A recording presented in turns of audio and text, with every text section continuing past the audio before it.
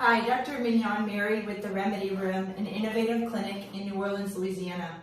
Today I want to talk about hypothyroidism and the many reasons why you might be clinically hypothyroid, which means you feel all the symptoms, you struggle with all the same problems as someone whose labs say that they have hypothyroidism and someone who is on prescription medication. So here's why you might not be seeing the lab work show up for something that is really happening on a cellular level. So your thyroid is actually controlled or regulated by the pituitary gland in the brain. And this gland sends out a hormone called TSH, and that's called thyroid stimulating hormone.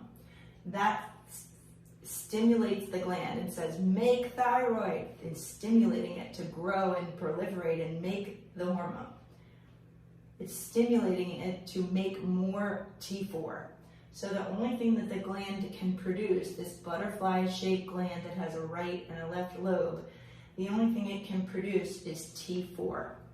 T4 actually has 4 iodine molecules on it, 4 iodine molecules, and it also then needs to be converted and broken down into T3, which has 3 iodine molecules, so triiodothyronine. So, and this is thyroxine. So there are many things that block the conversion of T4 to T3, and the main purpose of what thyroid does is it controls metabolic rate, so that's how fast every cell is going to do its job, and every cell in your body has a thyroid receptor on it. So hair, nails, heart, lungs, skin, you name it, and it needs this hormone to tell it how fast it's going to go. And so if you are unable to regulate your body temperature, or you're consistently cold, or we check your core body temperature, that's something called a basal body temperature.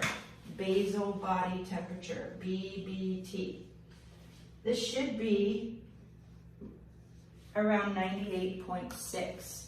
Now, we learned about the basal body temperature from this book and from this doctor, and we would be remiss if we talked about thyroid at all and we didn't bring up the great Dr. Broda Barnes. Then we'd be in trouble, because this was the doctor who taught all of the other doctors how to treat hypothyroidism, and it's a clinical diagnosis. So it's a cellular effect that is taking place, but in our world today, we're stuck on drawing the blood. So when the basal body temperature is consistently below 98.6, it's very difficult for the body to increase the speed of regulation, and as you know, when things are hotter, when they heat up, they move faster. So that causes problems, and then certainly metabolic rate can cause a lot of problems in regards to just all the cells doing their job, taking out the trash, making new cells. So that harms our immune system, which is harmful for cancer. It's harmful for just our day-to-day function, and probably one of the main reasons why most of us are fatigued and finding ourselves getting slower and slower and feeling more and more tired. So it's one of the biggest or most misdiagnoses in the world. So what are the things that can block your thyroid? Number one is lack of nutrients. And so number one on the list is going to be a lack of iodine. And because of the halogens and other toxins that are out there, whether it comes from our bread, whether it comes from flame retardant, bromine is around, and fluorine and fluoride is around. So bromine and fluoride and chlorine, these things knock iodine off of its perch, and so the proper amount of thyroid cannot be made. So the other agents that are necessary are selenium and zinc, vitamin A, and your B vitamins. Now the next big one is estrogen, and this would be a good reason why women suffer from hypothyroidism much more than men.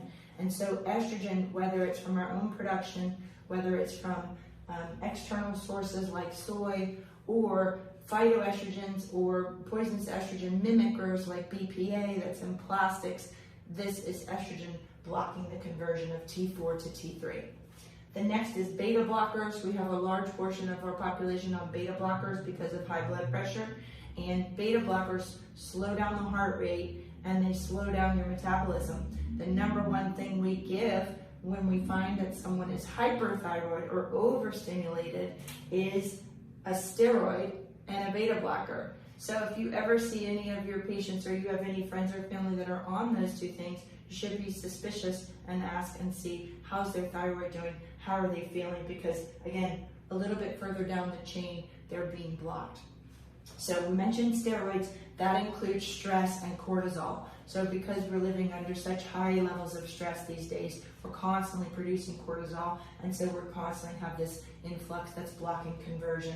And then the biggest one of all that is just going to be sort of a constant in our environment and in our world is toxins. Another video will go over the toxins do not have to be chemical toxins. It doesn't have to be environmental toxins. It can be emotional toxins. Okay, so it's not all just something from outside. It can be from inside too.